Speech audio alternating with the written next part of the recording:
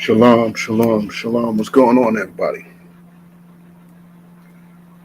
Shalom to all my Black, Hispanic, and Native people. Yeah, we're about to get into it. Part 2 of the class we left off last week. The story of Exodus. This is the history class. So give me a sec as I get things together. You know what I'm saying? Give me a little sec. We're going to start getting things together so this class can run a little smoother. And if you're on YouTube or Facebook or even Twitter, because we're on Twitter too,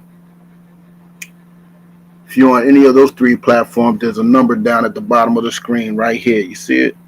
This number right here. That's the new number to the Boston School. If you are interested in troopership or sisters being a part of the school, contact that number. You know what I'm saying? But we're going to get into it a bit.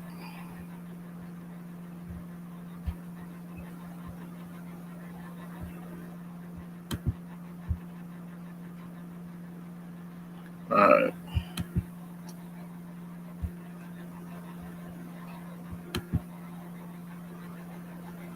If I'm correct, we left off at chapter 4. Let me make sure. No, we finished chapter 4 last week. We're going to go into chapter 5.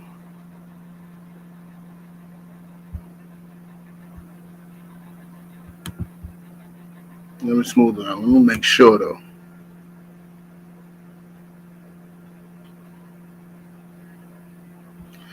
Yeah, we're on chapter 5. All right.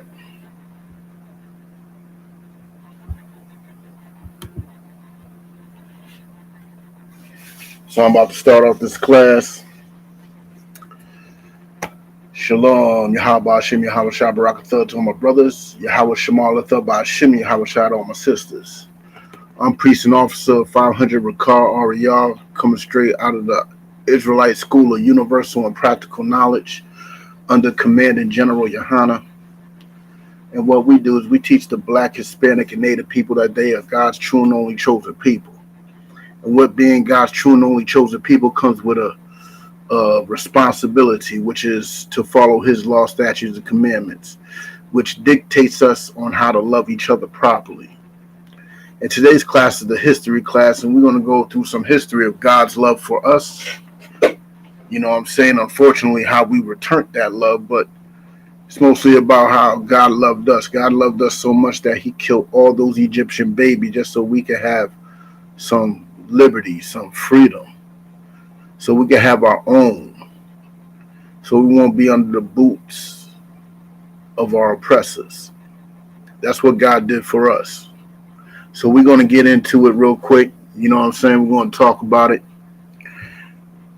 We read Exodus 1 through 4 last week, right? We're gonna start off with 5. If there's any questions on or off topic, you can type them in.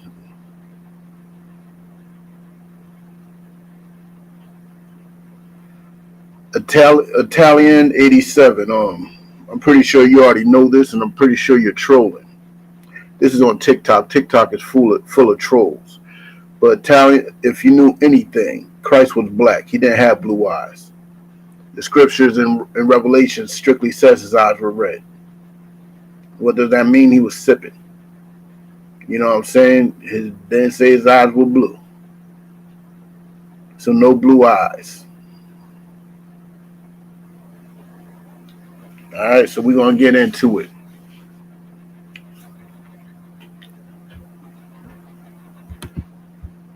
Let me get the screen share for my people that's on YouTube, Facebook, and Instagram. I mean, not Instagram, YouTube, Facebook, and Twitter.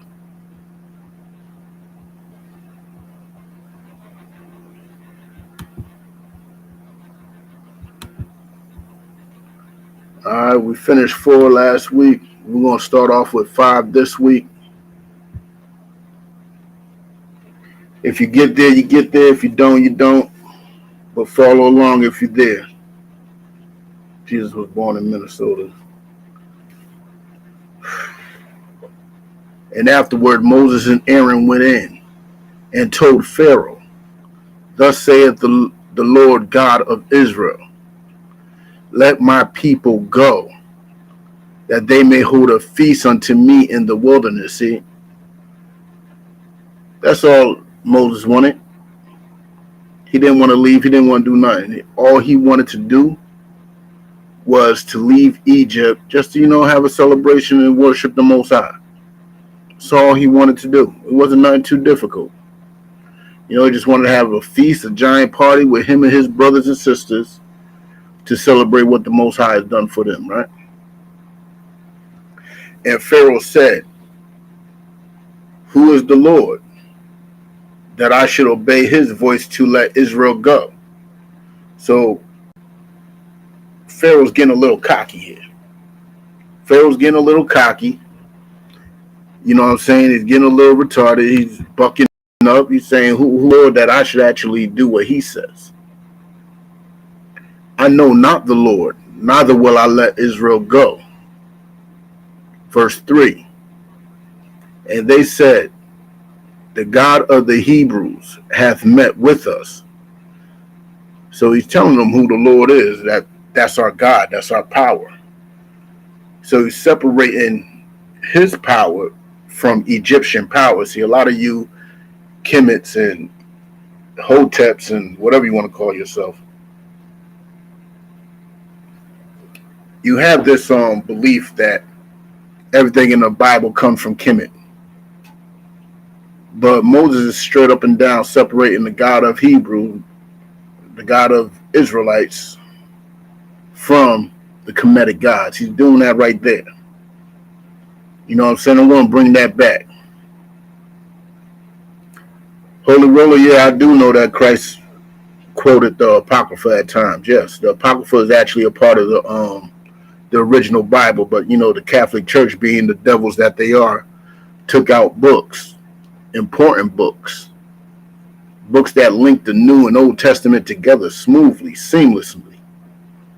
A bunch of books that take out a whole section of history.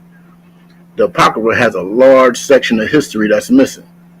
If you read the Bible, you don't see any mention of the Greek Empire, but the Greek Empire is in the Apocrypha. You know what I'm saying? But let's get with it. Matter of fact, I'm going to bring that back. And Pharaoh said, "Who is the Lord, that I should obey his voice to let Israel go? I know not the Lord, neither will I let Israel go." And they said, "The God of the Hebrews hath met with us. Let us go, we pray thee." Now they got to a point where they darn near about to beg this man. They about to beg him to let us go. You know what I'm saying? So we could just go out to the wilderness. They wasn't even talking about letting us go forever. Talking about just letting us go to the wilderness for a few days to let us, celebrate the Most High. But Pharaoh didn't even want those few days. And that's no different from America. America nowadays, I don't know if y'all know this, but there's a lot of jobs popping up with 10-hour shifts. 10-hour shifts. You know what I'm saying? That's a hard day, especially if you're doing rough labor. Like these cats that work at Amazon, lifting up these 50-pound boxes and everything, they getting it in. It's a very physical job. 10 hours of that, nonstop. But let's continue. And they said, "The God of the Hebrews have met with us. Let us go, we pray thee, 3 days journey into the desert and sacrifice unto the Lord our God, lest he fall upon us with pestilence or with the sword. You know what I'm saying? So he's like begging them, like, yo, if we don't do it, he's going to fall upon us with pestilence and with the sword. You know what I'm saying? They were worried that the Most High was going to catch a wreck. You know what I'm saying? But Pharaoh being stubborn, didn't want to hear it. Didn't want to hear it. That's your job, to have a day off just so you can praise God. Yeah, they're going to let you do it because there's laws that dictate that, but they don't want to. You will get some punishment. You will end up losing a shift or something. They will try to do some slick shit. Some slick stuff to you. Excuse my language, sorry. They'll always be on some slick stuff, you know what I'm saying? But let's continue. And the king of Egypt said unto them, verse 4, Exodus chapter 5, verse 4. And the king of Egypt said unto them, wherefore do ye, Moses and Aaron, let the people from their works get you unto your burdens. Hold on, I read that wrong. Where do ye, Moses and Aaron, let the people from their works? Like, who are you to let the people off from their duties? That's what Pharaoh is saying to Moses and Aaron. Who are you to let them off their duties? They have a job to do. They got work that needs to be done. They got to make these giant bricks to make these pyramids. You know what I'm saying? They got work that has to be done. That's how cold Moses was. Like, who are y'all to let them out for a few days? Let's continue.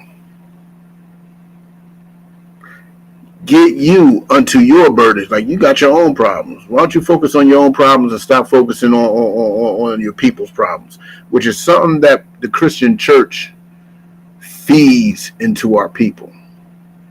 The Christian church feeds into our people to worry about ourselves and not worry about our nation. You know what I'm saying? You only live once. Girl, if he don't make you happy, go get happy. Do what you got to do to get happy. No. Moses and Aaron was focused on the people. Remember, Moses was a prominent man in Egypt. He was a man of stature in Egypt. You know what I'm saying? He was a man of prominence. He wasn't no slouch. He had, you know what I'm saying, some weight he could throw around. But he was focused on his people, which is something that we need to do.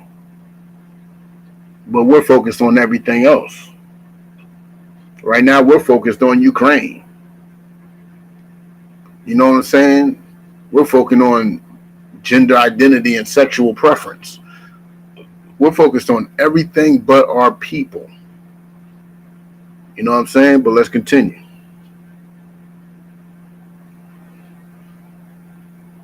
Verse 6, and Pharaoh commanded the same day the taskmasters of the people and their officers, saying, now, Pharaoh got something to tell the officers.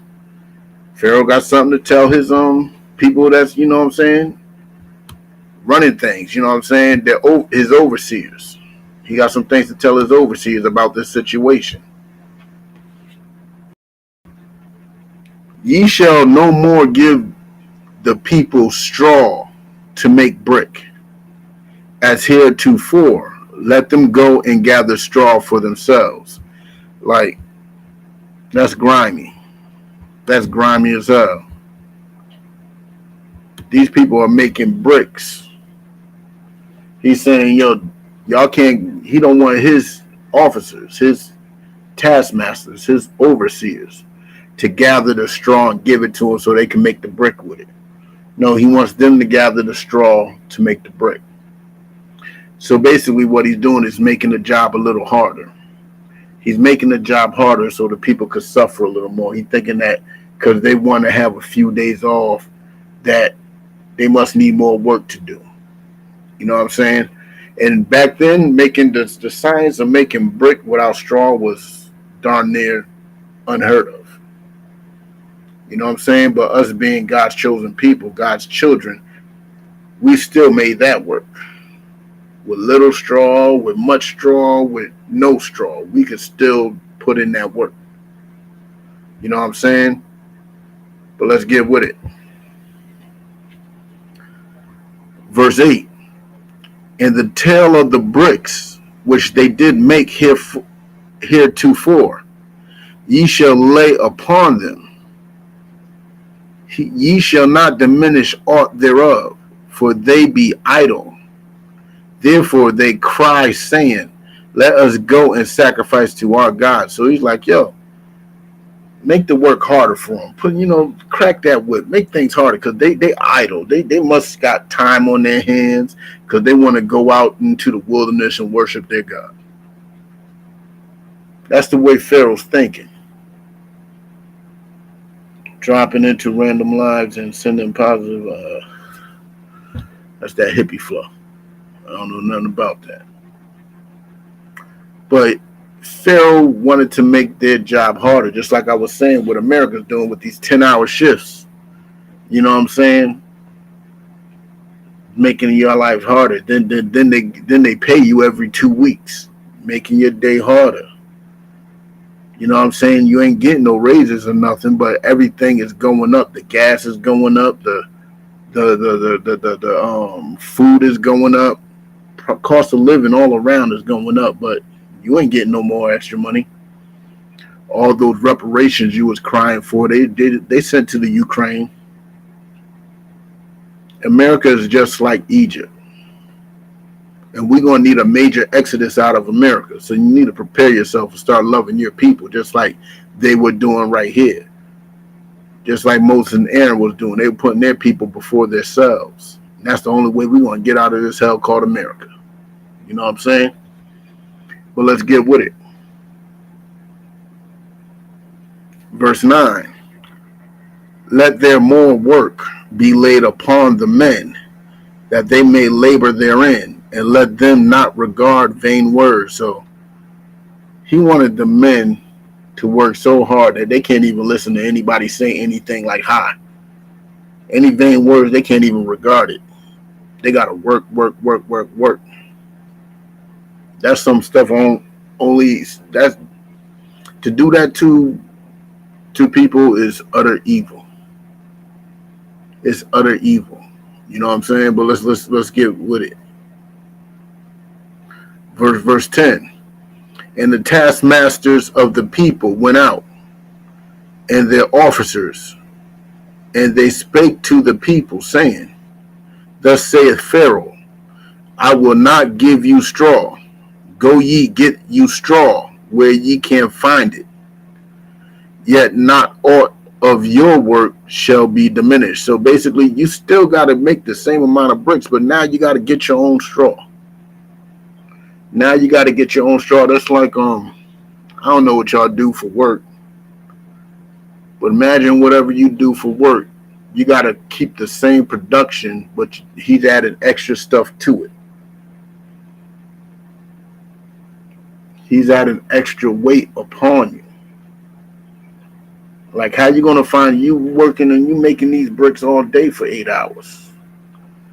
But now you got to go find straw too? That's crazy. The Dream 691. What get for voting Biden? You don't have to like Trump, but love our country. Oh, man. Let me tell you something, Dream. I'm a black man that's stuck in this thing called reality. And being stuck in this thing called reality, you understand that voting is pointless for black and Hispanics and natives to do. We've been voting for a long time now. Nothing gotten better for us. Nothing. So what are we going to vote for? Let me tell you something. Any black, Hispanic, or native person that votes is suffering from insanity. Because that's what it is. You keep on repeating the same thing, expecting a different result. Is literally sanity. We still getting abused by the police and everybody else, just like we was before we was able to vote safely. And do I like Trump? No, I don't like Trump. I don't like Biden. I don't like Obama. I don't like any president there ever was. Because nothing that they have ever done has benefited my people as a whole. So no dream, not for me. But back to the class. Sorry, y'all. Somebody interrupted with a question. It wasn't a bad question, but you know what I'm saying? Let's get back to it. Verse 12. So the people were scattered abroad throughout all the land of Egypt to gather stubble instead of straw. So they're just grabbing anything. Stubble's a little bit bigger than straw. You know what I'm saying? Straw is like dead grass. Stubble, damn near branches. Verse 13. And the taskmasters hasted them, saying, fulfill your works, your daily tasks, as when there was straw. So you got to do the same thing you was doing as if we were giving you the straw still. So they rushing them. You know what I'm saying? They rushing them. They trying to make things, you know what I'm saying, a little busier for them. You know what I'm saying? But they still had to get it done. They still had to get it done. No different from what America's doing now. No matter how much we raise this rent, no matter how much we raise this gas, you still got to give it up. You still got to do what you got to do to get it. And that is very damaging and very dangerous for people that is oppressed. When you're pushing people that are oppressed to work harder, to make more, to do better for this country, those people usually end up destroying their own people or destroying themselves. They never destroy their enemies. They never do. They end up turning to drugs or turning to drinking, alcoholism, or turning to, you know what I'm saying, prostitution, turning to whoredom, you know what I'm saying, or turning to selling drugs. That's like the big one. Never mind doing the drugs. A lot of cats would turn, when you're oppressing people to that effect, they will turn to selling drugs just to make ends meet. And Pharaoh was oppressing these Black, Hispanic, and Native people to the point, who knows what they did after work. But they had to make those, they probably had to work extra time, you know what I'm saying, because they had to get the straw and they had to make the same amount of bricks. That is torture. Torture. You know what I'm saying? But let's get back with it. Verse 14. And the officers of the children of Israel, which Pharaoh's taskmasters had set over them, were beaten and demanded, wherefore have ye not fulfilled your task in making brick both yesterday and today, as herefore too? So now they got questions. Let me bring that back for y'all so y'all can get a little clearer understanding. I'm going to read it a little slower too. Let me pull it up a little higher. And the officers of the children of Israel, which Pharaoh's taskmasters had set over them, were beaten. So our brothers that were set over us through Pharaoh. So that's look, see it as your Christian pastors, your Black political leaders, like what's that sister's name? Something Brown Jackson. She got some African name. She was just having a conference to see if they're gonna let her be in the Supreme Court judge, right? So people like her would be considered the officers of the children of Israel. Know why? Because they were put in a position to help Pharaoh control us. You know what I'm saying? Let me put it a little simpler. Like, what's that woman that helped start Planned Parenthood? That white woman that's helped start Planned Parenthood. Y'all know her name. Type it in the what's name. I can't remember her name right now. The woman that helped start Planned Parenthood. What was her name?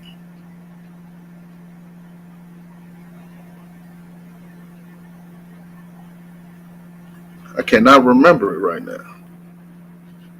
Y'all remember the woman that helped start Planned Parenthood? Type it in.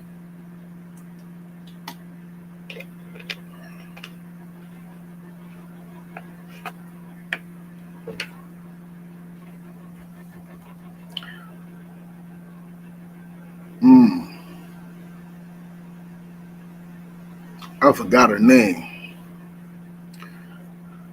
But the woman who started Planned Parenthood admitted that this Planned Parenthood and this abortion clinics was a eugenics program. They were trying to euthanize Black, Hispanic, and Native people, right? They had all types of programs outside of abortion too.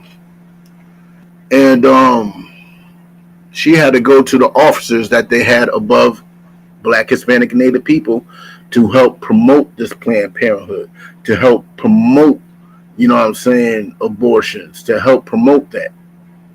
And that's no different from what Pharaoh was doing right here. No different from what Pharaoh was doing right here. So he was going to the officers. Let's continue. Which Pharaoh's taskmasters had set over them were beaten. Now, they were beaten. They were beaten badly. You know what I'm saying? And demanded, wherefore have ye not fulfilled your task in making brick both yesterday and today as heretofore? So the brothers and sisters that were set over us, they had a quota. And the quota wasn't getting fulfilled. Pharaoh was making it harder, so since the quota wasn't getting fulfilled, he beat those brothers and sisters. Verse 15. Then the officers of the children of Pharaoh came and cried unto Pharaoh, saying, wherefore dealest thou thus with thy servant? Why are you doing this to us? They asked Pharaoh, why are you beating us? Why are you forcing this hard labor on us? What's going on?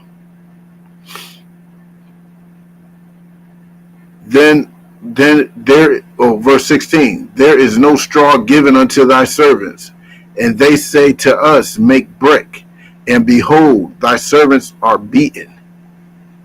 But the fault is in thine own people. So what he's trying to say, like, yo, you telling us to make brick without the straw. You know what I'm saying? That's not our problem. You're beating us and you're killing us because you made it harder on us. We can't make our quota because you made it harder. So it's not on us, it's on your people. But he said, ye are idle. Therefore ye say, let us go and do sacrifice to the Lord. So he's just punishing them because we want to give praise and worship our power. Go tell your boss right now that you're going to go to camp on Saturday. He's going to be like, what's that?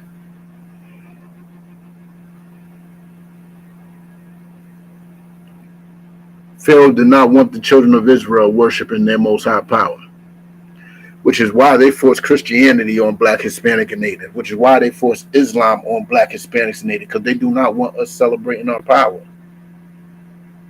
They want us celebrating everybody else, giving us every distraction possible. That's what they do. You know what I'm saying? So basically, you making brick without straw is just a distraction. So you don't have to go and worship your power. You know what I'm saying? Do you only believe in the Torah? No, but the class today is on Exodus. No, we believe in the whole Bible. New Testament, Old Testament, Apocrypha. The whole thing. All right, let's get with it. Exodus chapter 5, verse 18.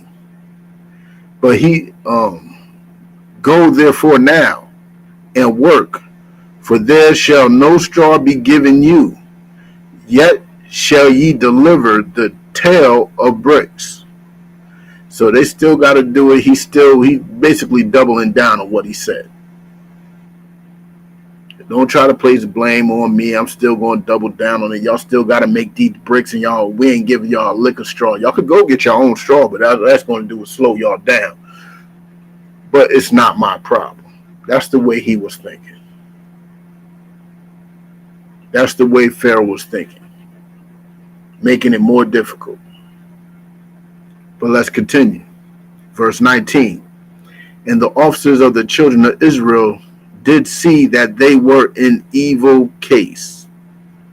After it was said, ye shall not minish aught from your bricks of your daily task. So not one brick could be missing. You got to make the same amount of bricks. The officers, the people that was ahead, are starting to notice that things ain't right. They definitely turned to evil against us, because those officers back then probably thought things were right in the first place when it wasn't. They didn't understand the oppression that we're going through, which is something that our leaders don't understand today. But something like that, they got to get beaten to understand that. Just like those officers were beaten because the people didn't produce enough bricks, the officers of today, well, they got to get beaten too. They're going to have to go through a little bit more pain to understand that this country called America is not for Black, Hispanic, and Native people. America does not care one lick about Black, Hispanic, or Native people. And they're going to have to go through some pain. Like I was listening to Judge Brown Jackson, listening to all her speeches and stuff and her friends, and they are fully destroyed. They are fully invested into this country. They do not see the pain of their people at all. All they say is to themselves, I made it this high. Why can't y'all? I made it this far. It's fully possible. This country is so great. And all they need to do is put one person ahead to make you think that is possible. And when you get that one person ahead, now you're going to put in extra effort to get to that one. You're going to put in extra, love and zeal into making this country great. More dedication to making this country great, which is not what the Most High wants. The Most High wants you to pull your love, pull your interest away from this country. Yeah, you need money, make your money. But just make your money. Don't try to fall in love. Don't try to, be buddy with your enemies. Don't try to get into relationships and marriages with them. No, let them be. Me personally, I can't be friends with them at all. I don't even talk to them at work. I just go in and do my work. That's it. You know what I'm saying? But let's continue.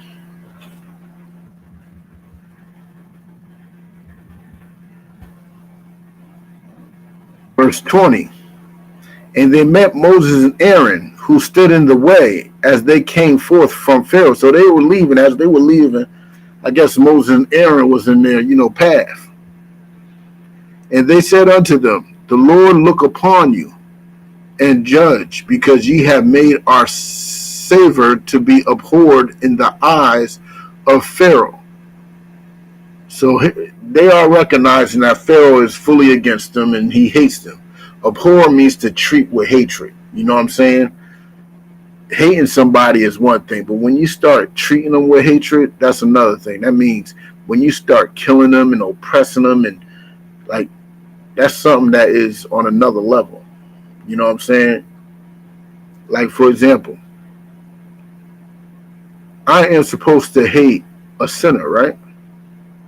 Let's say somebody that eats pork. I'm going to keep it real simple, because I use anything else, y'all going to start reporting me and stuff. But let's say I see somebody that's eating pork or smoking weed or cigarettes or something. I'm supposed to hate them, because I'm supposed to hate what the Lord hates. And the Lord hates a sinner. Now,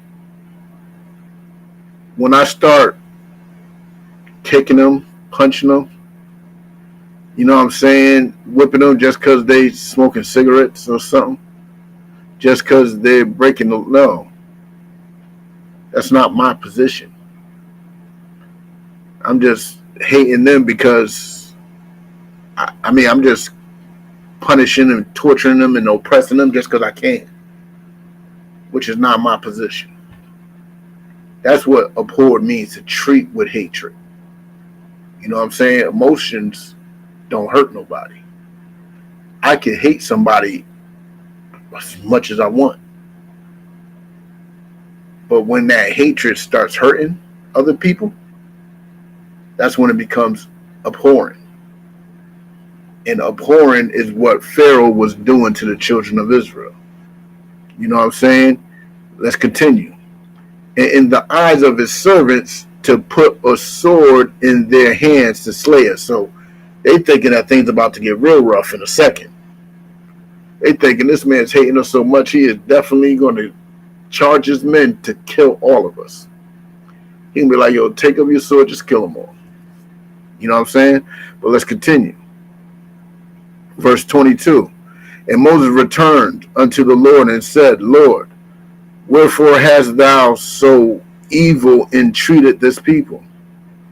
So Moses is getting a little slick with it. He said, let me repeat that. Wherefore hast thou so evil entreated this people? Like, why are you treating us so evil? Why is it that thou hast sent me? Like, why are you sending me to do this? It's not working as planned.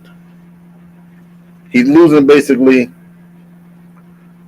he's losing encouragement. You know what I'm saying? But let's continue. For since I came to Pharaoh to speak in thy name, he have done evil to this people. So since I came to speak evil, to speak to Pharaoh, he has done nothing but evil. Which brings me to a precept that's in the New Testament. You know what I'm saying? Which is basically Pharaoh right here is Moses came to him to speak in the name of the Most High, right? Moses wasn't hearing it. Moses now abhors the people, abhors everybody. But just remember, he always did. His people always had. So, one of my favorite scriptures is, how it go? I'm going to say it not verbatim. I'm going to summarize it. When they hate you, remember that they hated Christ first. Remember that they hated God even before then. And that's where he's at right now. He don't recognize that. You know what I'm saying?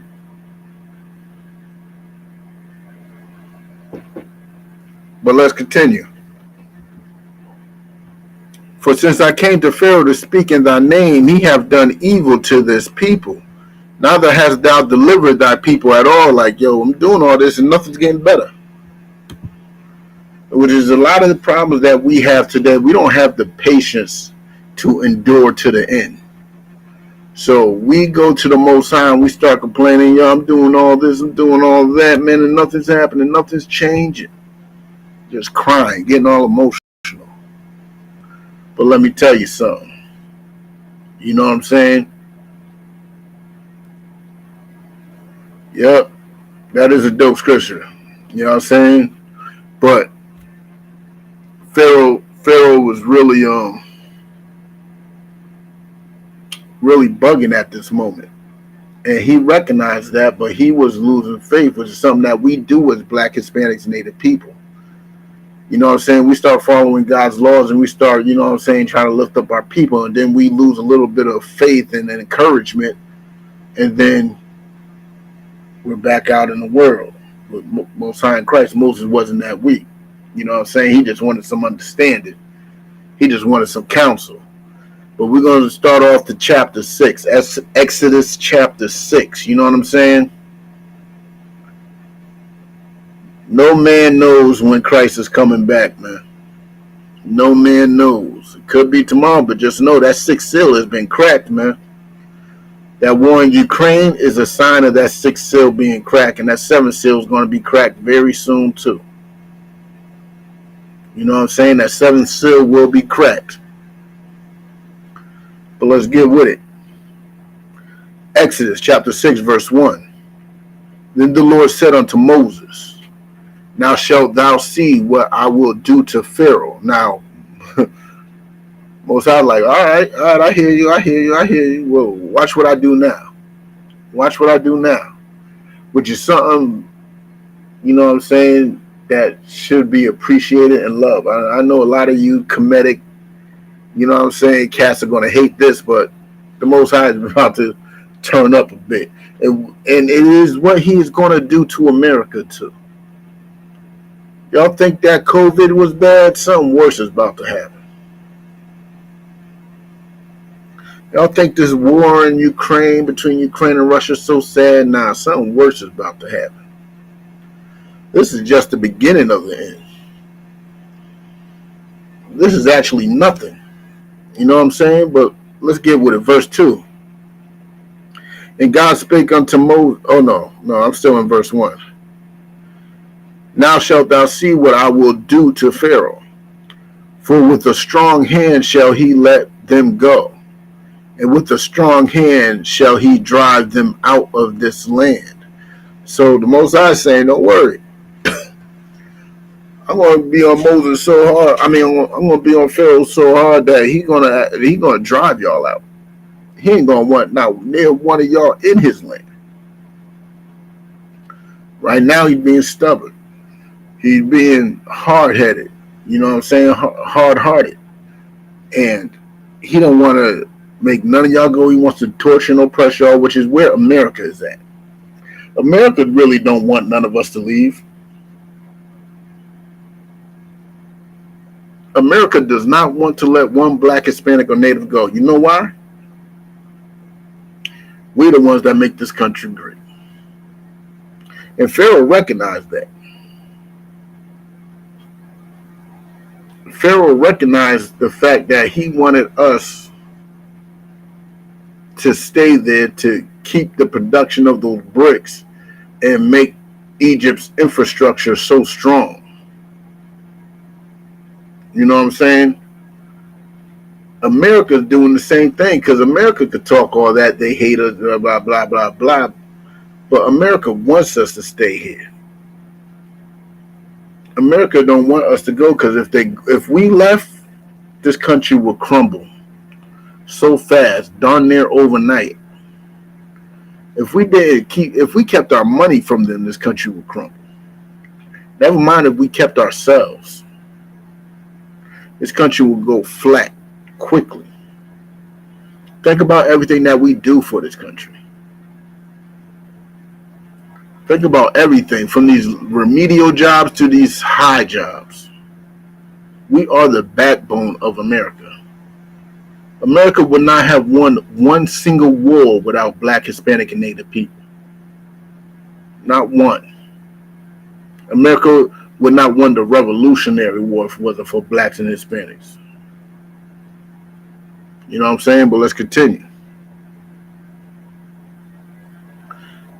Now listen, I'm going to read that back. Now shalt thou see that what I will do to Pharaoh. For with a strong hand shall he let them go, and with a strong hand shall he drive them out of his land. America is too stubborn for that. America would never drive us out of land. America actually thinks they could fight God. You know what I'm saying? You're right, Uncle Jace. A lot of Black Americans love America, and that's the problem. That is a major problem. Many voted for Trump and Biden, which is a big problem, because no Black, Hispanic, and Native person is supposed to be voting, period. So you're right, Jace. You're right. And that America would...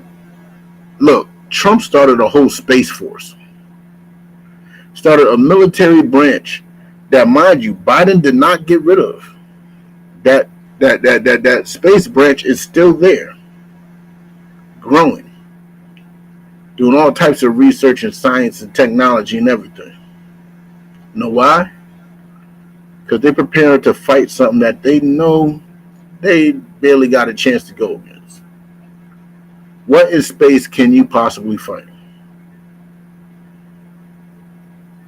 What? Now I know some people are gonna be like, "Hey, we're gonna fight the Russians and everybody else out in space." For what? When you can fight them on land? What's the purpose of that? You know what I'm saying? Nah, they trying to prepare for them chariots, what y'all call UFOs. That's what they preparing for. That's what that Space Force is about, is preparing for them chariots. And when those chariots come, it's going to take America out within an hour. Might take this whole planet out within that hour. But let's continue. And God spake unto Moses and said unto him, I am the Lord. And I appeared unto Abraham, unto Isaac, and unto Jacob by the name of God Almighty, but by my name, Jehovah, which is written, but it's actually Yahweh, was I not known to them. You know what I'm saying? Our ancestors didn't care what the Most High's name was. They just followed what he told them to do. Think about it. When you're a little kid, you know what I'm saying? You didn't know your parents' name, and when you found out and called them by that name, what happened? Y'all got to look at the Most High, our power, as a father. You know what I'm saying? And what we should call him is our Father, or the Most High Power. Give him a title that's strong. You know what I'm saying? But let's continue. Verse 4. And I have established my covenant with them to give them the land of Canaan, the land of their pilgrimage, wherein they were strangers. So the Most High is laying out the plan. Like, yo, we're going to do this. I'm going to give y'all this land that, you know, the Canaanites are in. You know what I'm saying? And y'all going to take that down. And I have also heard the groanings of the children of Israel. Like, the Most High, like, he hears our pain. Like, it's just something that's in, y'all got to understand. No matter how great you think you're doing in America, guess what? The Most High hears the pain of Black, Hispanics, and Natives. He hears our pain. He hears our brothers and sisters ODing right now. He hears that. He hears the sounds of that little girl being raped by some Christian pastor right now. He hears that sound of some boy who's actually experimenting for the first time in homosexuality. He hears all that. He hears our pain. He hears our groanings. And it's upsetting him. So just turn to the Lord so things can get fixed. But let's continue. You know what I'm saying? Where was I at? Bang, bang, bang. Oh, there I go. Whom the Egyptians keep in bondage. You know what I'm saying? He's recognizing those who is keeping us in bondage. Those who are putting these afflictions on us. You know what I'm saying? And I have remembered my covenant. Like, he remembers our position with him. He remembers the covenant. You know what I'm saying? Bear with me 1 second.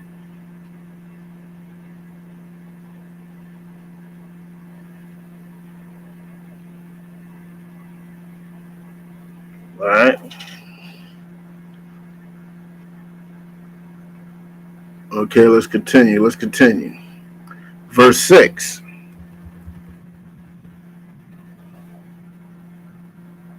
Wherefore say unto the children of Israel, I am the Lord, and I will bring you out from under the burdens of the Egyptians. Which is something that is beautiful. Like, when you still have that patience and faith of the saints, you move a little different.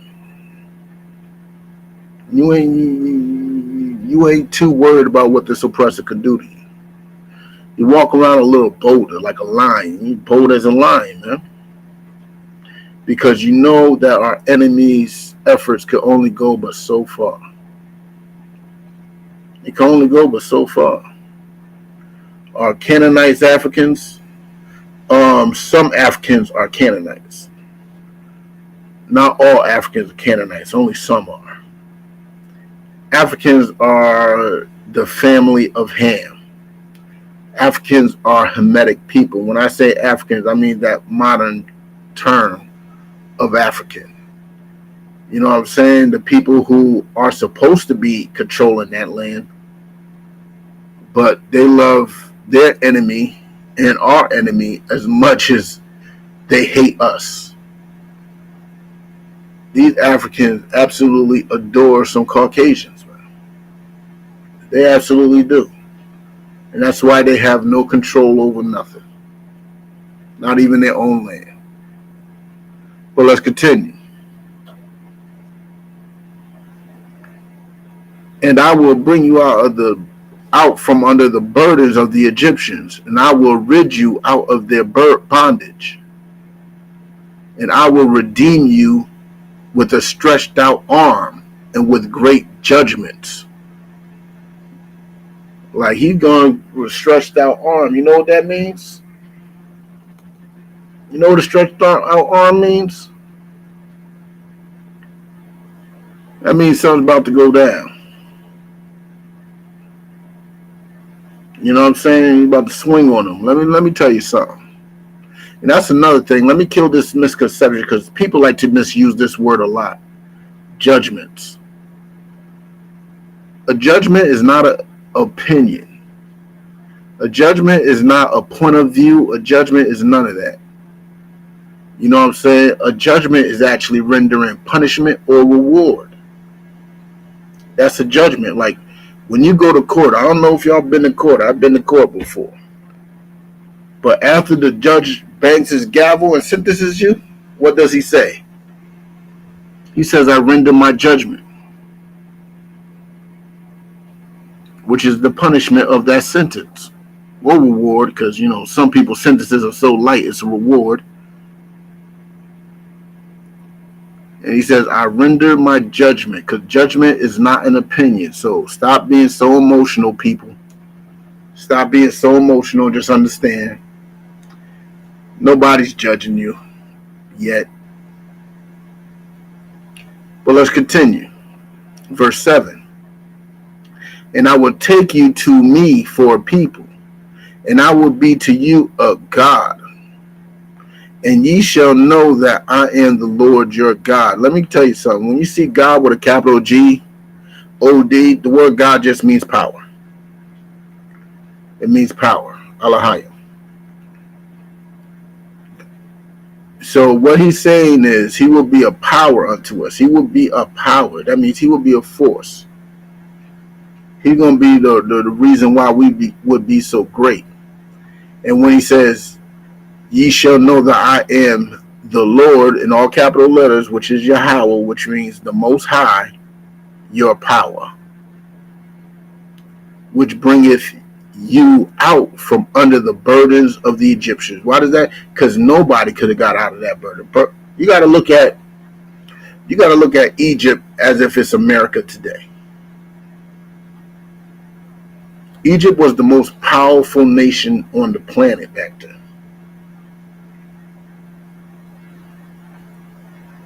Look at it as if us black Hispanics and natives in the ghetto overthrown this government.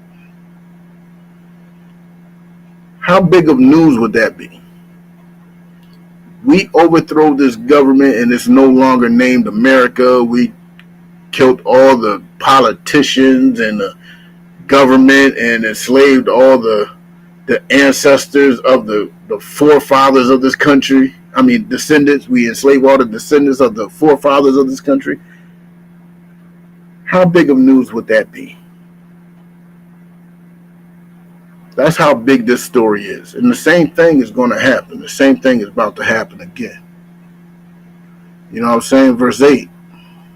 And I will bring you in unto the land concerning the which I did swear to give it to Abraham, to Isaac, and to Jacob.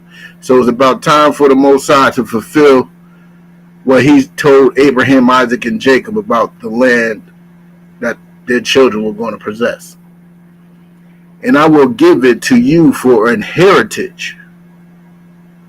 I am the Most High. I am the Lord. So he's laying out the plan, and Moses spake so unto the children of Israel. And Moses laid out the plan for the children. This is another thing y'all got to understand. God's not talking to the children of Israel. He's not talking to everybody. He's only talking to one man, which is Moses. And Moses relayed the message to Aaron, because Aaron could speak better than him. And then after Aaron speaks it to the people. I wonder who was back there saying, the Holy Spirit would teach me. You think somebody back then was saying that? I wonder if they were saying that back then. Because this world is full of nuts. You know what I'm saying? But let's continue. Verse 9. And Moses spake so unto the children of Israel, but they hearkened not unto Moses for anguish of spirit and for cruel bondage, which is why nobody listens to the ISUPK today.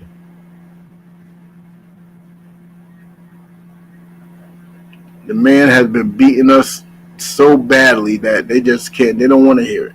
Nobody wants to hear it nowadays.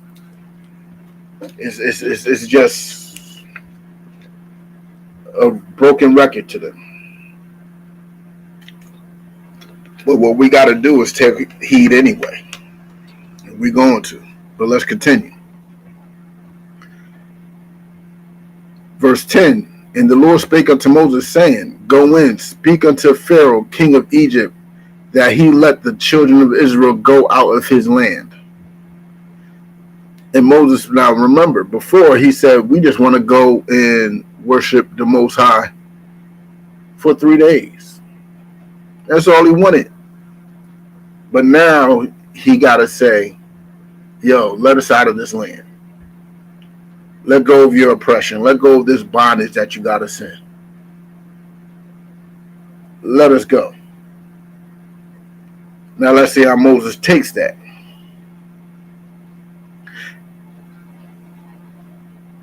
And Moses spake before the Lord, saying, Behold, the children of Israel have not hearkened unto me. How then shall Pharaoh hear me? Who am I of uncircumcised lips? Because he had a stutter, you know what I'm saying? He's like, my speech ain't right. Who am I? How am I going to get this across? You know what I'm saying? If the children ain't listening to me, Moses ain't going to listen to me. My mouth ain't blessed to that degree. You know what I'm saying? My mouth ain't there. And the Lord spake unto Moses and unto Aaron, and gave them a charge unto the children of Israel, and unto Pharaoh, king of Egypt, to bring the children of Israel out of the land of Egypt. These be the heads of their fathers' houses. The sons of Reuben, the firstborn of Israel, Hanak and Palu, Hezron and Carmi. These be the families of Reuben. The sons of Simeon, Jemuel, Jamin, Ohad, Jachin, and Zohar, and Shaul, the sons of a Canaanitish woman. Pay attention to that Nitish. That means she's not a Canaanite, she's a Canaanitish woman. Just like the fake dudes with the little pepperoni caps on their heads, they're Jewish. They're not actual Jews. You know what I'm saying? And so what it's saying that this woman probably following the customs and the lifestyle and probably the language, probably raised in the Canaanite area. These are the families of Simeon. And these are the names of the sons of Levi according to their generation: Gershon, Kohath, Merari. And the years of the life of Levi were 137 years.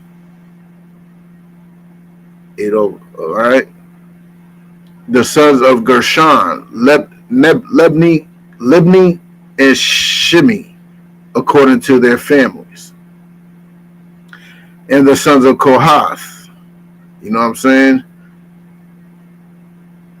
Amram and Izhar and Hebron and Uzziel. And the years of the life of Kohath were 133 years. And the sons of Merari, Mahali, and Mushi. If y'all ain't keeping up, just know these are still the sons of Levi. They're just going like another generation deep. These are the families of Levi according to their generations. And Amram, that name sounds so hard. And Amram, which is the son of Kohath, you know what I'm saying, took him Jochebed, his father's sister's wife, and she bare him Aaron and Moses. And the years of the life of Amram was 137 years. And the sons of Izhar, Korah, Nepheg, and Zechri, and the sons of Uzziel, Mishael, and Elzaphan, and Zithri. And Aaron took him Elisheba, daughter of Aminadab, sister of Nahshon, to wife. And she bare him Nadab, Abihu, Eleazar, and Ithamar. And the sons of Korah, Asir, and Elkanah, and Abiasaph. These are the families of the Korites. Korites is still an Israelite. They're still Levites. They, hopefully y'all keeping up. Matter of fact, y'all can read it. You know what I'm saying? I don't want to keep it. No, I'm going to continue. And Eleazar, Aaron's son, took him one of the daughters of Putiel to wife, and she bare him Phinehas. These are the heads of the fathers of the Levites according to their families. These are that Aaron and Moses, to whom the Lord said, bring out the children of Israel from the land of Egypt according to their armies. These are they which speak to Pharaoh, king of Egypt, to bring out the children of Israel from Egypt. These are that Moses and Aaron. And it came to pass on the day when the Lord spake unto Moses in the land of Egypt, that the Lord spake unto Moses, saying, I am the Lord. Speak thou unto Pharaoh, king of Egypt, that all that I say unto thee. And Moses said before the Lord, behold, I am of uncircumcised lips, and how shall Pharaoh hearken to me? You know what I'm saying? He don't feel like his mouth is blessed to, you know what I'm saying, get this done. He just feeling a little doubtful. And the Lord said unto Moses, see, I have made thee a god to Pharaoh, and Aaron shall be thy prophet. So now Pharaoh sees him a little different. You know what I'm saying? Pharaoh sees him as darn near adversary. So he's going to listen. You know what I'm saying?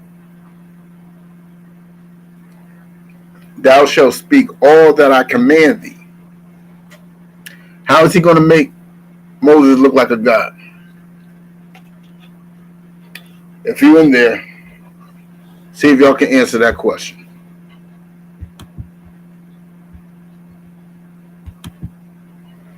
It's a very simple question. You got people on the YouTube, on the Facebook, on the Twitter.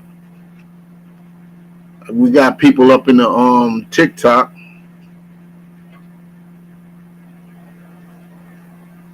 They would probably say the angel of the Lord, maybe. No. Well, kind of, but no. But think of the story of Egypt. Think of all those church stories of Egypt. What happened to Pharaoh to make him see Moses as a god? Remember, Moses is coming to him telling him these things are going to happen. Oh, I probably gave y'all the answer right there. I probably gave y'all the answer. I probably gave y'all the answer to that question. But let me re-ask it. How can Pharaoh look at Moses as if he's a god?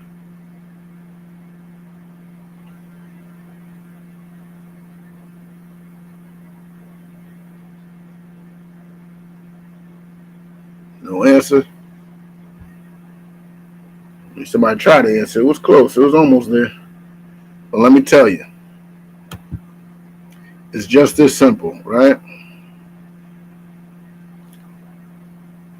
When Moses was coming through, remember, Pharaoh didn't believe in the Most High.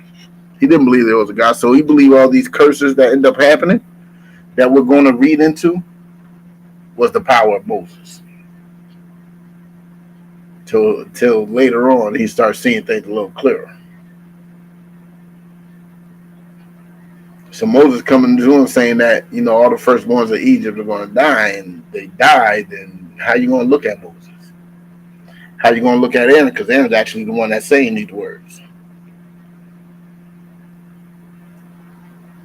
But let's continue.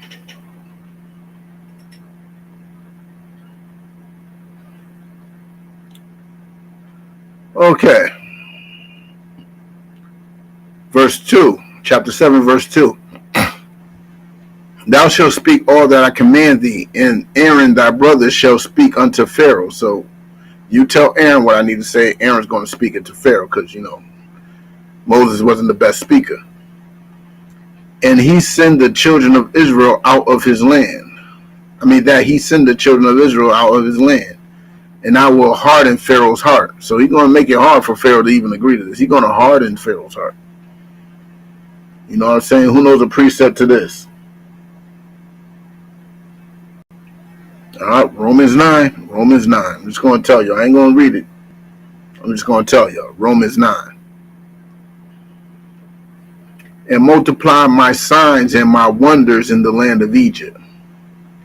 But Pharaoh shall not hearken unto you, that I may lay my hand upon Egypt. So he's giving them a breakdown how things are going to go. And bring forth mine armies and my people, the children of Israel, out of the land of Egypt by great judgment. So he's like, Egypt's about to go through some things. Egypt's about to feel hell, just like America's about to go through some things. And America is about to feel hell. World War III is right around the corner. It is so close, man. All we need is Putin to get a little more aggressive. We just need Putin to, go after another country. Stop playing softball right now, Putin. Putin need to play some hardball. Putin's being a little soft right now. You know what I'm saying? But let's continue. And verse 5, and the Egyptians shall know that I am the Lord. See, that's when they're going to realize. They're going to go through this hell. That's when they're going to realize. And America's going to have to go through some hell too. Not just to realize who the Most High is, but to realize who we are. To realize who us Black, Hispanics, and Natives are. They're going to have to go through a little more hell. You know what I'm saying? A little more hell. I hope they go through a lot more. Putin, man, press a button, man. Slip, fall. You know what I'm saying? But, oh yeah. Verse 6.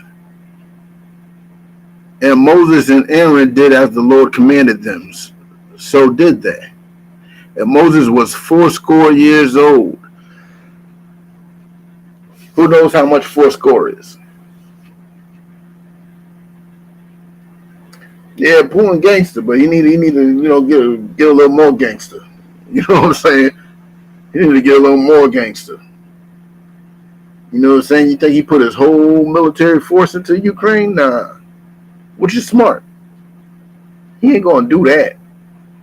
Because if he did that, he would have mauled right through the Ukraine. China needs to stop being disrespected by America. America just straight up disrespecting China, telling them what to do. You know what I'm saying?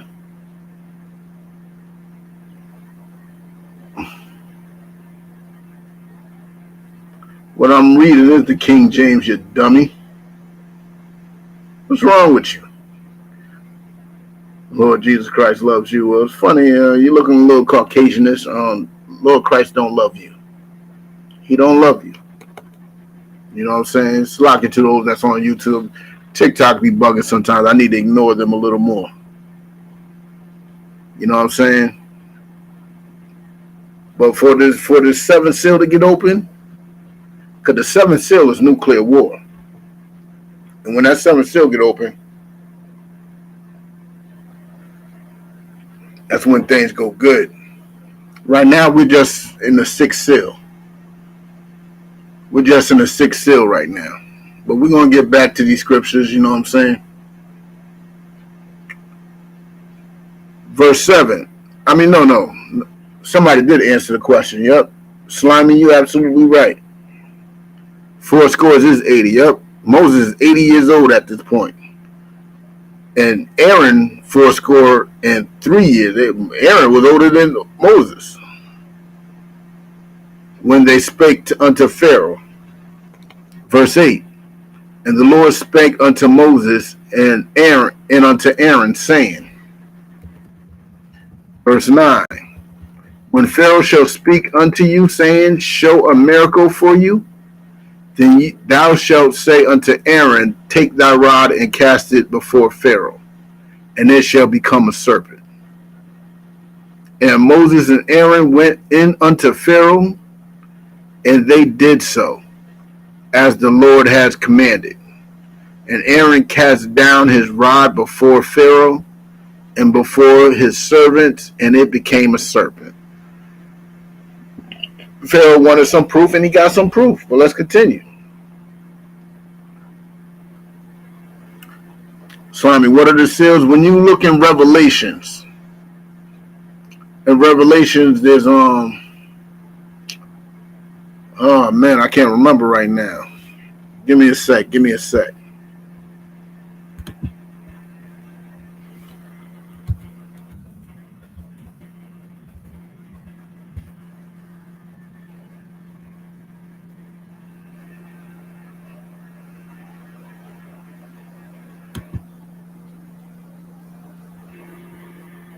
All right, give me a sec. Yep, there it is. In Revelations 5, you go to Revelations 5. You could read up on the 7 seals, right? And the 7 seals is about the end times of this society, of this world, of this captivity that Black, Hispanic, and Native people are in. It's just the seals of when Christ shall return and bring his war to the enemies of the Most High. So read up on that. If you got questions on that, type your questions. Matter of fact, subscribe to me. I'm gonna put some contact information in. I don't know how to fully work this thing. I don't know how to put things up on here, you know what I'm saying? But and I'll give you some contact information where you can make phone calls and ask questions too. You know, if you want it tonight or something. But right now I'm still focused on this class. You know what I'm saying? But that's what are the seals? The seals are metaphorical. They're metaphoric about eras and moments. They're more like steps to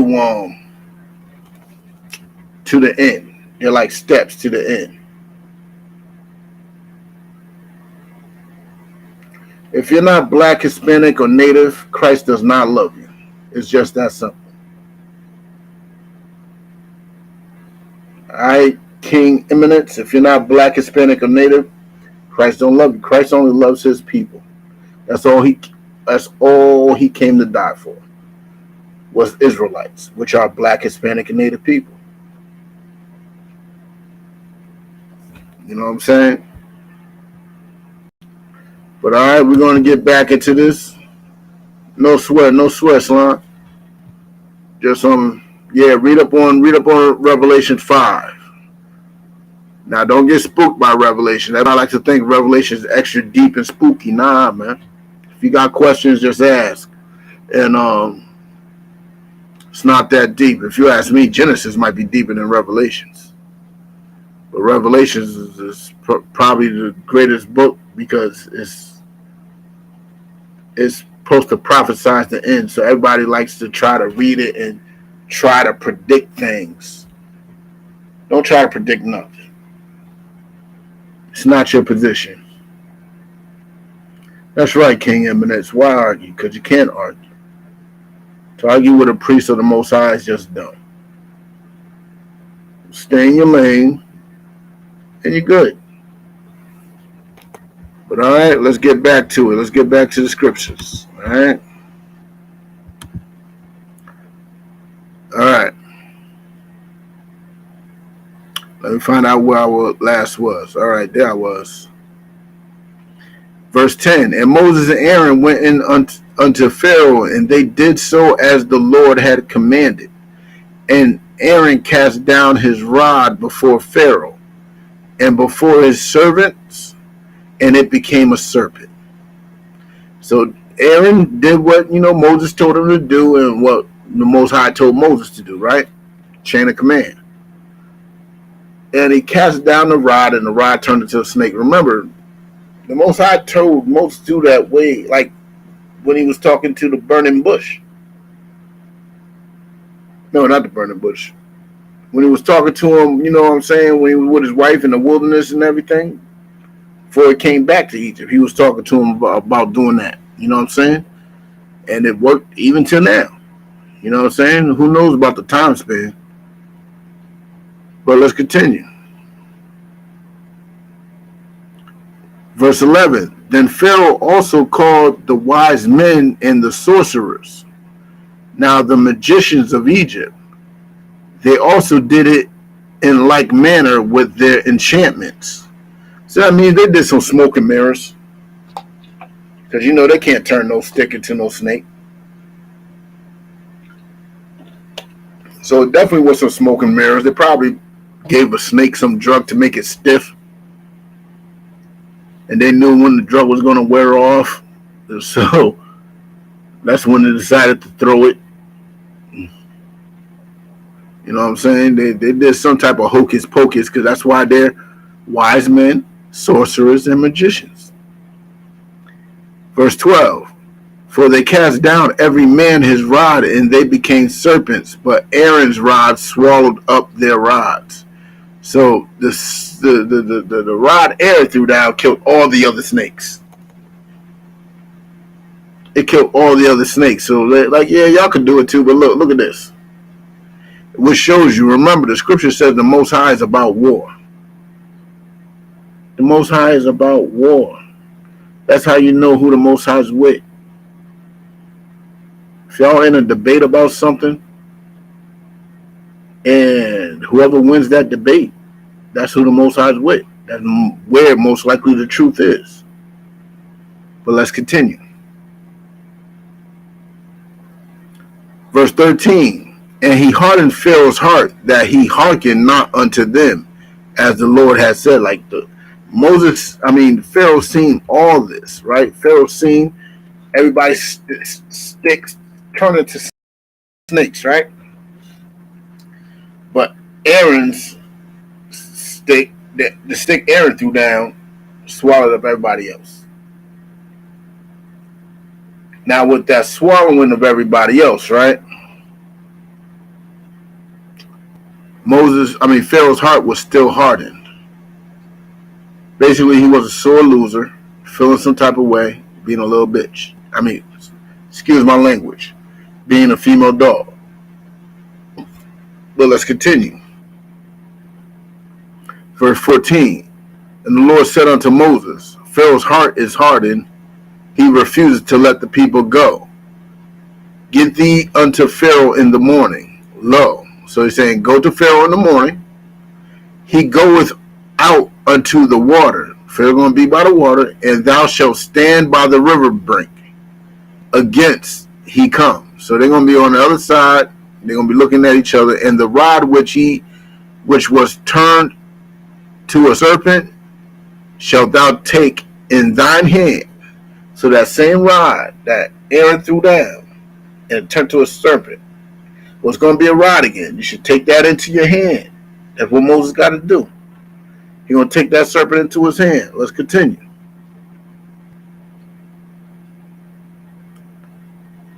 Right? Hold on. Where was I at? Okay, verse 16. And thou shalt say unto him, the Lord God of the Hebrews hath sent me unto thee, saying, let my people go, that they may serve me in the wilderness. And behold, hitherto thou wouldest not hear. So he's saying, yo, Moses is going to go to him, meet him on the other side of the riverbank with the same staff that he had in the same stick, and tell Pharaoh to let the black, Hispanic, and Native people go, that we may serve the Most High in the wilderness. And behold, the Most High know you ain't going to hear it. You know what I'm saying? Thus saith the Lord.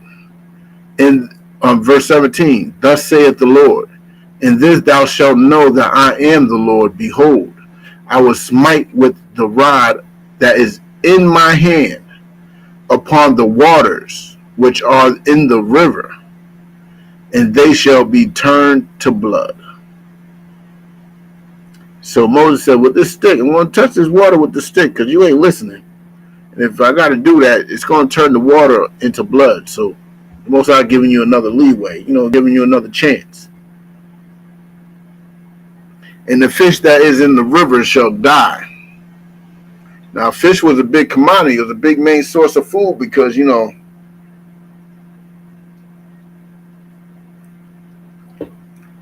chicken wasn't mass produced like it is today. You know what I'm saying? Pig wasn't actually food back then. Cows wasn't like readily available to eat every day. I mean, that's a whole cow. Cows were expensive back then. You know what I'm saying? Lamb was great too, but that was expensive too. Like, let the lambs live. You know what I'm saying? Because nowadays, they force producing food. You know what I'm saying? They going through all types of science to help food grow quicker, to help these animals grow quicker, and all types of steroids and stuff. So food wasn't that plentiful. So fish was like the main source of food back then because all you gotta do is salt it up. It lasts a long time. You know what I'm saying? Fish was the main thing, and if all the fish died, that's a big hit. That's a big hit on the economy. You know what I'm saying? Not just that, the water is now blood. The water is now blood. How can the farmland sustain their wheat and their corn and whatever else they're producing out there? The waters ain't going to be able to help sustain that. So it's a big hit. So let's continue. Okay. And the Lord said unto Moses, Salaki, let me go down a bit. Okay. All right, here I am.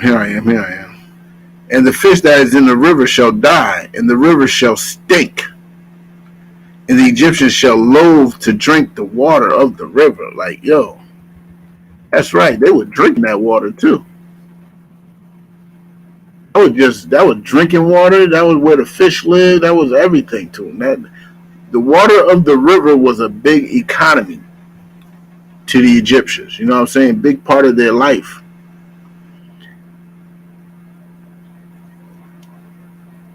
You know what I'm saying? Thus saith the Lord, in this thou shalt know that I am the Lord.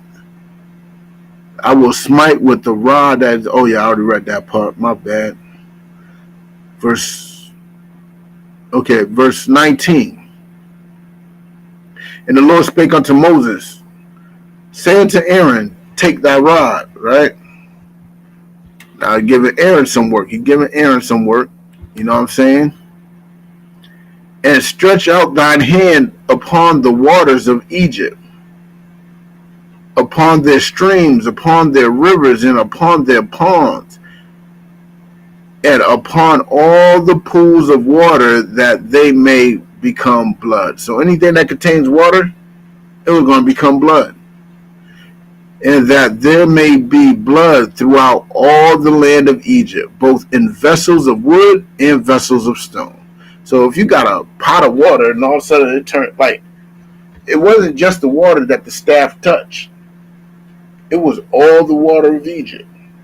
All the water of Egypt.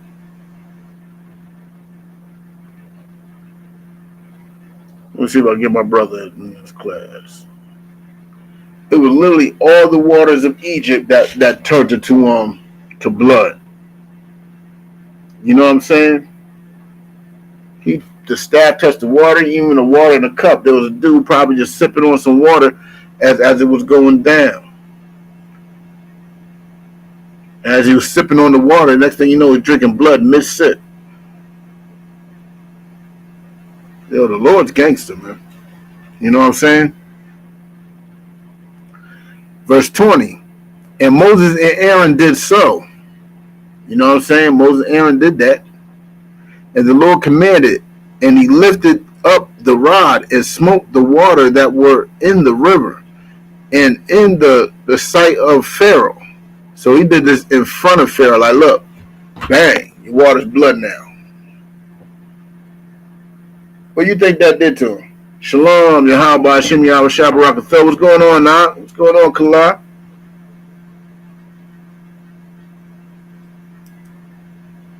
He did that right then and there. And he showed Pharaoh the might of the Most High, but guess what? Pharaoh's heart still got hardened. But I'm jumping ahead a bit, but let's continue. And in the sight of his servants, so Pharaoh wasn't even alone. So a lot of people are seeing this. And all the waters that were in the river were turned to blood. And that the fish that was in the river died, and the river stank. Because, of course, you got blood. Like, you ever smelled blood before? It smells like a handful, like, hold a bunch of nickels and smell your hand. That's what blood smells like. It smells like a palm of sweaty nickels, right? And add the smell of dead fish to that. Combined. Not just dead fish, but all types of, every life that was in there was dead. That smell must have been horrific. You know what I'm saying? That smell must have been horrific. But let's continue. Right? Where was I at? Oh, yeah. And the Egyptians could not drink the water of the river. Like, yo, the drinking water, like y'all remember when COVID first started? When COVID first started running wild? What was the first thing off the shelf? Water. Now, imagine how hard it would be if water wasn't even purchasable. Every bit of water was turned to blood. How will they survive? Let's continue. And there was blood throughout all the land of Egypt. Verse 22. And the magicians of Egypt did so with their enchantments, and Pharaoh's heart was hardened. So, and the magicians of Egypt did so with their enchantments. Like, the magicians try to do it, but they can't fix the problem. Neither did he hearken unto them, as the Lord had said. So the Lord already knew he wasn't going to be able to hearken to anybody. Like, this man just seen the river turn to blood, and he wants his magicians and stuff to fix the problem, but they can't fix it. So now he don't even want to hear them. He don't want to hear them at all. But let's continue. And Pharaoh turned and went into his house. Neither did he set his heart to this also. He didn't even want to go home, but he went home. And all the Egyptians digged round about the river of the water to drink, for they could not drink of the water of the river. So they try to find some water. They about ready to ride out here. And 7 days were fulfilled. After that, the Lord had smitten the river. So the river was useless. The river was useless at that point. That's one of the plagues that was put on to Egypt. Now, what you need to understand is that America's going through some plagues itself. Look at Flint. Flint's going through a water plague. You know what I'm saying? But not just water plagues. You know what I'm saying? AIDS is a plague. COVID is a plague. You know what I'm saying? Let's be real. There's a plague of chicken. Like this, I don't know what chicken we're eating today. They say it's chicken, but golly, how many chickens are on this planet? And the price of food is going up. So there's a plague of food, man. It's going to get worse for America. It's going to get worse. They're going to go through a lot of plagues, just like Egypt went through a lot of plagues. You know what I'm saying? But let's continue. Chapter 8, verse 1. And the Lord spake unto Moses, Go unto Pharaoh and say unto him, Thus saith the Lord, Let my people go, that they may serve me. And if thou refuse to let them go, behold, I will smite all thy borders with frogs. Like, me and my ignorance, I was like, in my head, I'm thinking, what's wrong with frogs? I like frogs. They're pretty cool animals. They make nice pets. But frogs could damage your ecosystem. Damage it. Frogs could damage your ecosystem beyond belief. You know what I'm saying? But let's get into it.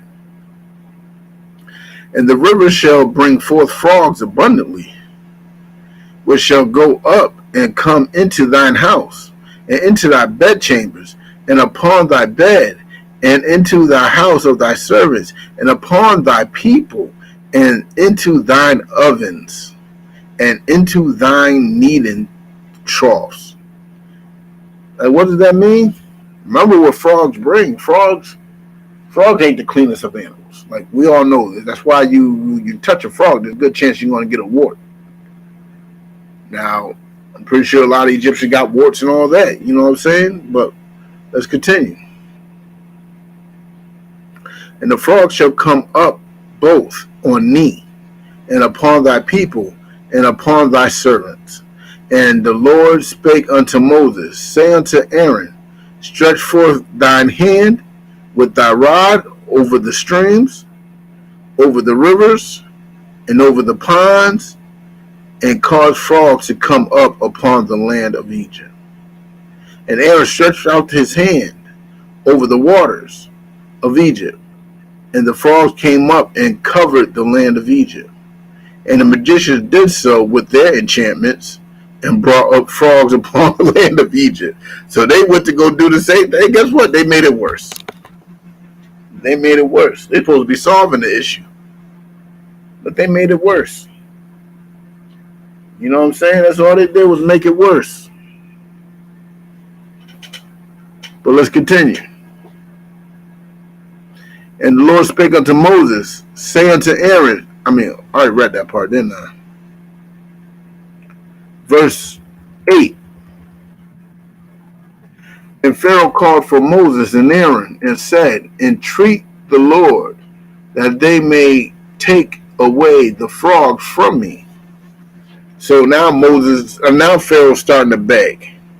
He's starting to beg Moses. He's like, Yo, Moses, like this is when he starts seeing him as a guy, like, damn, this man is doing stuff that I can't fix. Let me go to him and ask him to beg his power to stop it. So then Pharaoh called for Moses and Aaron and said, Entreat the Lord that he may take away the frogs from me and from my people and I will let the people go, that they may do sacrifice unto the Lord. And Moses said unto Pharaoh, Glory over me. When shall I entreat for thee, and for thy servants, and for thy people, to destroy the frogs from thee in thy houses, that they may remain in the river only? And he said, Tomorrow. And he said, Be it according to the word, that thou mayest know that there is none like unto the Lord our power. And the frog shall depart from thee, and from thy houses, and from thy servants, and from thy people, and they shall remain in the river only. And Moses and Aaron went out from Pharaoh.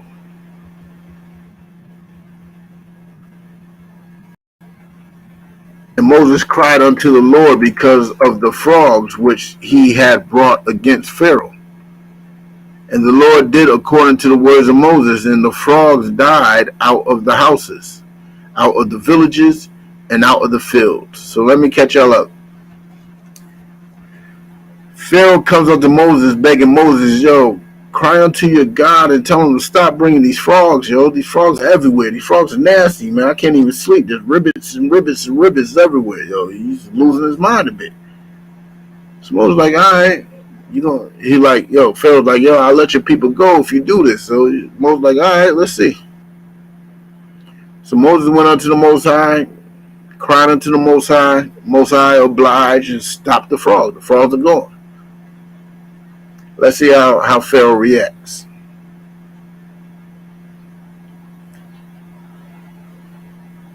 Okay, where am I at? Verse 14. And they gathered them together upon heaps, and the land stank. Frogs could mess up an ecosystem. Don't sleep. Don't sleep. Frogs could do something very horrible to an ecosystem. But when Pharaoh saw that there was respite, he hardened his heart and hearkened not unto them, as the Lord had said. So he reneged. Pharaoh reneged. And the Lord said unto Moses, Say unto Aaron, Stretch out thy rod, and smite the dust of the land, that it may become lice throughout all the land of Egypt. Ooh. Like, yo, lice got a history with Egyptians. You know what I'm saying? There's this corpse with lice still in it right now. But let's continue. You know what I'm saying? Oh, that's nasty. Verse 17. And they did so. And Aaron stretched out his hand with his rod and smote the dust of the earth. That means he tapped the ground, tap, tap. And it became lice in man, and in beasts. All the dust of the land became lice throughout all the land of Egypt.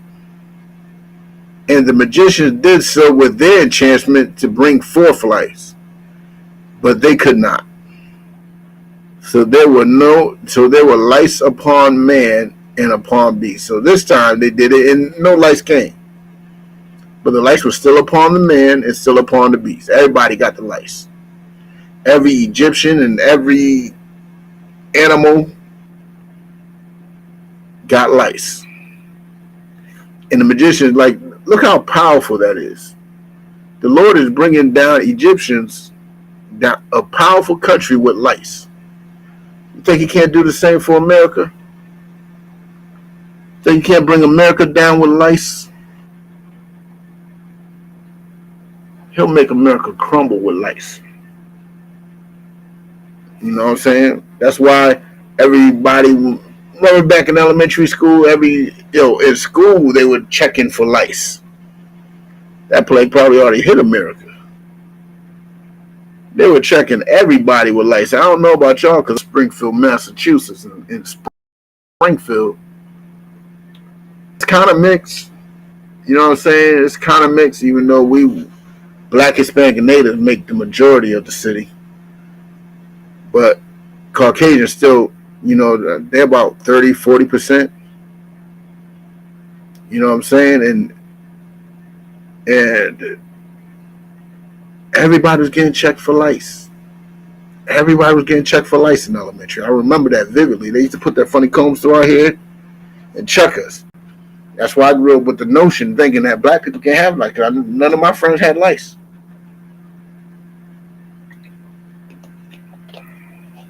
You know what I'm saying? But let's continue. Verse 20. Hold on, no. Verse 19. Then the magician said unto Pharaoh, this is the finger of God. And Pharaoh's heart was hardened. So they trying to tell Pharaoh, like, we have no hope in this. Like, this is beyond us. This is God. We're just magicians. We do smoke and mirrors. Like, but this right here, this right here, we can't do nothing about. And that just upset Pharaoh, hardened his heart. You know what I'm saying? And he hearkened not unto them. Like, he wasn't even listening to them. Like, man, screw what y'all saying. And that's what happened with Trump. Trump don't care what God's saying. Trump said, I'm going to make a military space force. And I'm going to fight God. That's where Pharaoh's at. Pharaoh's ready to fight. Pharaoh is ready to fight. You know what I'm saying? But let's continue. And the Lord said unto Moses, rise up early in the morning, and stand before Pharaoh. Lo, he cometh forth to the water, and say unto him, thus saith the Lord, let my people go, that they may serve me. Else, if thou wilt not let my people go, behold, I will send swarms of flies upon thee, and upon thy servants, and upon thy people, and into thy houses, and the houses of the Egyptians shall be full of swarms of flies, and the ground, and also the ground whereon they are. So there's going to be flies everywhere. America destroying a major empire. You know what I'm saying? Verse 22. And I will sever in that day land of Goshen, in which my people dwell, that no swarms of flies shall be there. Like, there's a part of Egypt called Goshen. And in Goshen, no flies are going to be there. To the end thou mayest know that I am the Lord in the midst of the earth. Like, he wasn't alone. He gonna see all these flies. You should know that, this is the Most High power right here, and he is against you. Well, let's see how well that goes. And I will put up a division between my people and thy people. Tomorrow shall this sign be. So you're going to see tomorrow that there's a difference between Egyptians and Israelites, which is something that us in the ISUPK been saying for a long time. God made the Egyptians between us and the Egyptians, us and the Ethiopians, us and the Edomites, us and every nation on this planet. There is a difference between us. We should not be associated, linked, or dwelling with them in any way, shape, form, or fashion. The Most High is all about segregation for his people. And that's what we should be doing, segregating from our enemy, which keeps on trying to kill us for some reason. But everybody wants to integrate with somebody that's trying to kill us. Madness. Straight up and down madness. You know what I'm saying? But let's continue.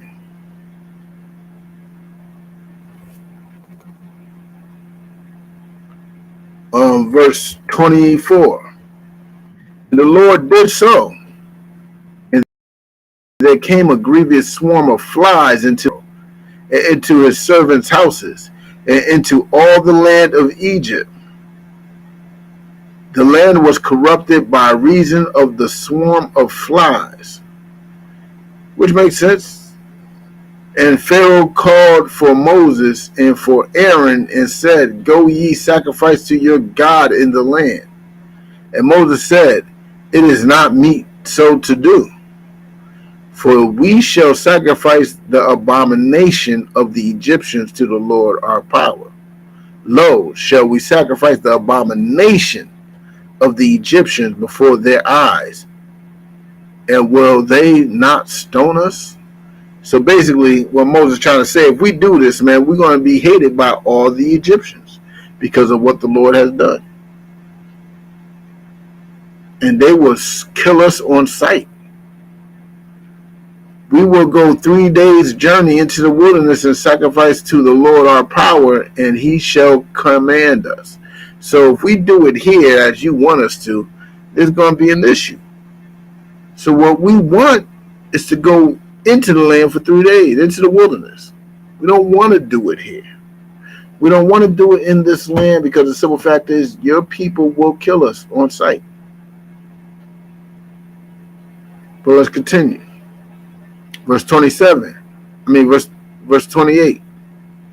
And Pharaoh said, I will let you go, that ye may sacrifice to the Lord your God in the wilderness. Only ye shall not go very far away. Entreat for me. So he really don't want to give them up, just like America really don't want to give us up. America don't want to give us up for nothing. Pharaoh knows what made his country strong and great. America knows what makes this country strong and great. Don't sleep. America knows. And America knows it's us black, Hispanics, and natives. Right? So let's go. 29. And Moses said, Behold, I go out from thee, and I will entreat the Lord that the swarms of flies may depart from Pharaoh, from his servants, and from his people tomorrow.